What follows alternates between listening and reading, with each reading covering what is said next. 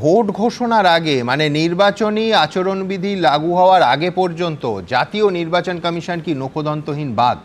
এই প্রশ্ন অবধারিতভাবে উঠবে, তার কারণ এর আগে তৎকালীন মুখ্য সচিব মনোজ পন্তকে নির্বাচন কমিশন দিল্লিতে ডেকে পাঠিয়েছিল। যখন কমিশনের নির্দেশ ছিল 4 সরকারি কর্মীর বিরুদ্ধে এফআইআর করার, রাজ্য সরকার সেই নির্দেশ পালন করেনি। কিন্তু তারপর কি হলো?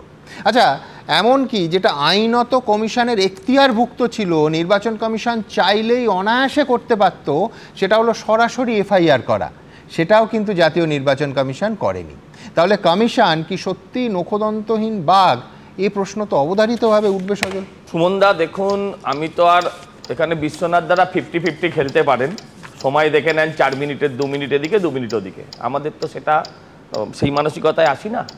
আমি বাংলার তুমি তো দলের প্রতিনিধি, তুমি আর 50 কাকে দেবে? ন্যাচারালি তো বাংলার আমরা 100% বাংলার মানুষের কথা বলতে এসেছি। আমি আপনার কথা যেটা বলছেন, আমি না সেটাও নিজেও মনে মনে ভাবি যে আজকে যেটা খারাপ লাগলো যে প্লেয়িং টু দ্য গ্যালারি করছেন, এটা বলছেন জ্ঞানেশ কুমার। কিন্তু আমার বক্তব্য হচ্ছে, জ্ঞানেশ কুমার যে পদক্ষেপগুলো আজ নিচ্ছেন, সেটা যদি আজ থেকে আরো কিছুদিন আগে নিতেন, তাহলে আজকের যে দিনটা, এই যে এরা বলছে নাকে নল দিয়ে বাবাকে মর্গে রেখে এসে, মানে পুরো সিনেমা স্ক্রিপ্ট, হ্যাঁ, তো সেই সিনেমার স্ক্রিপ্টটা এরা কিন্তু এখানে আজকে উপস্থাপন করার সুযোগ পেত না।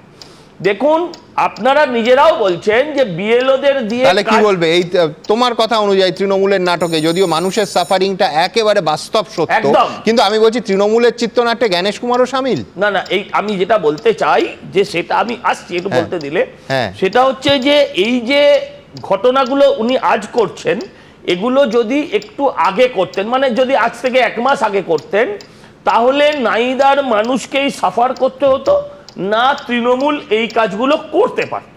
এবার প্রশ্ন হচ্ছে, তাহলে উনি আগে করলেন না কেন? আপনার দেখুন, এরা সরকারের, এই রাজ্য সরকারের মতন নয় যে যা মনে আসবে সেটাই আইন, সেরকম না। তারা কিছু নির্দিষ্ট প্রোটোকল, তারা সিস্টেম মেনে চলে। আপনাকে প্রথমে চিঠি দেওয়া হবে, 1টা চিঠি, 2টো চিঠি, যে আপনি লোক দিন। আপনি যখন লোক দেবেন না, তখন সে দ্বিতীয় কথা ভাবে। এতে করে সময় নষ্ট হয়েছে, কিন্তু তারা প্রোটোকলের বাইরে যায়নি। আপনাকে কতগুলো জিনিস দেখতে হবে, যে যেমন ধরুন, যে প্রথম দিক থেকে যদি তারা এই, কিন্তু কোন প্রোটোকলে? আজকে যদি মমতা বন্দ্যোপাধ্যায় সুপ্রিম কোর্টে গেলেন, আমি তোমায় বাড়তি সময় দেবো, ঘটনা প্রবাহটা দেখো। তিনি তার আর্গুমেন্ট দিচ্ছেন, তখন ইসির লয়ার বললেন যে আপনি তো 8000 গ্রুপ বি অফিসার আমায় দেননি।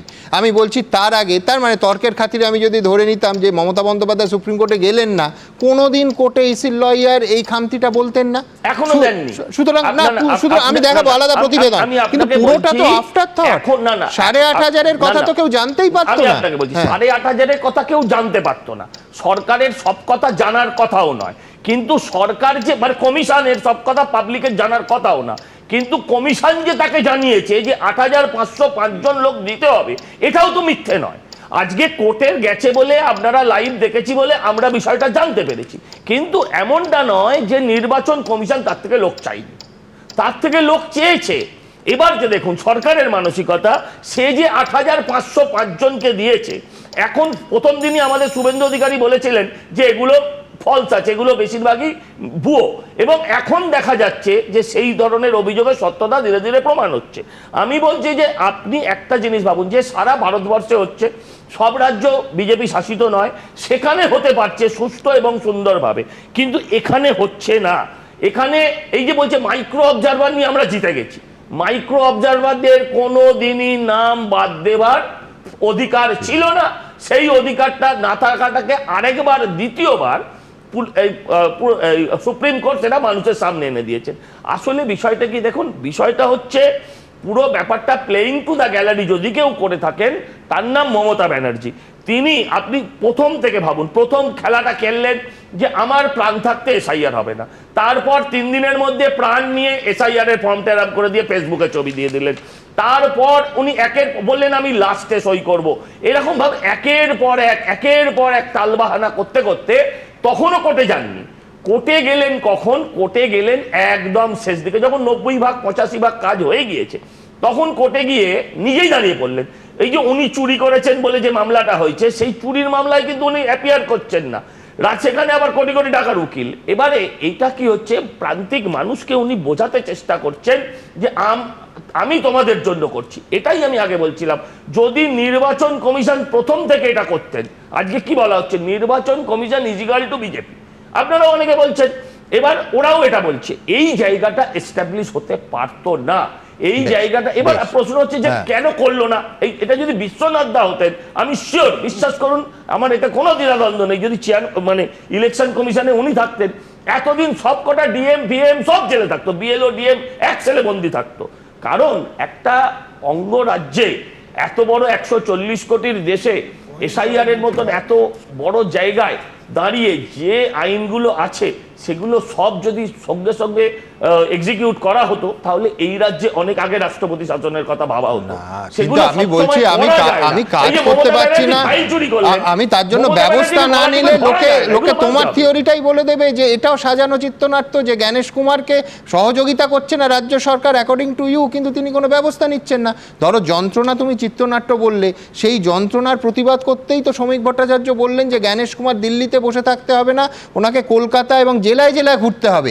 যদি যন্ত্রণাই না থাকতো তাহলে তো তোমরা ওই কথা বলতে না।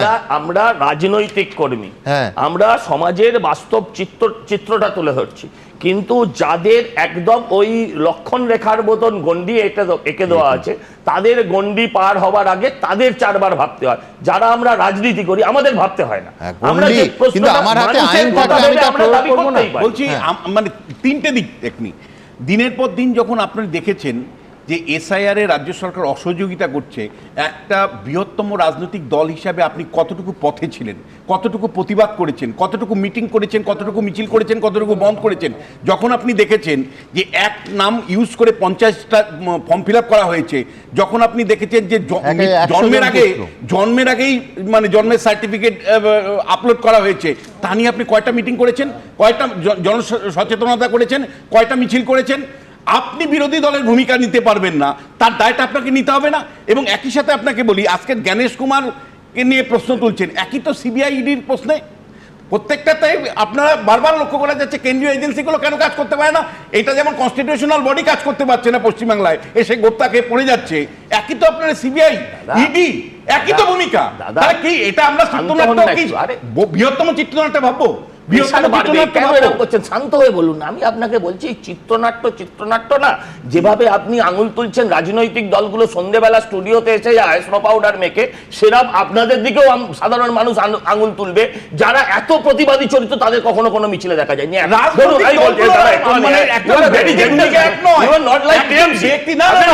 তুমি শুনতে হবে, তোমাকে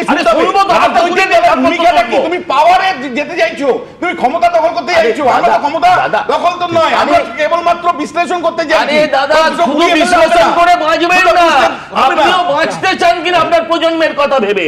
বিশ্লেষণ করে কি হবে? বিশ্লেষণ করে কি হবে? শুনুন, বিশ্লেষণ করে যদি বোঝেন যেটা খারাপ, সেই খারাপটাকে শেষ করতে আপনি কোন রাস্তায় নেমেছেন? এবার বলি আমার কথাটা একটু, কিন্তু ওনার কি রাস্তায় নামাটা কাজ? এবিপি আনন্দ এগিয়ে থাকে, এগিয়ে রাখে।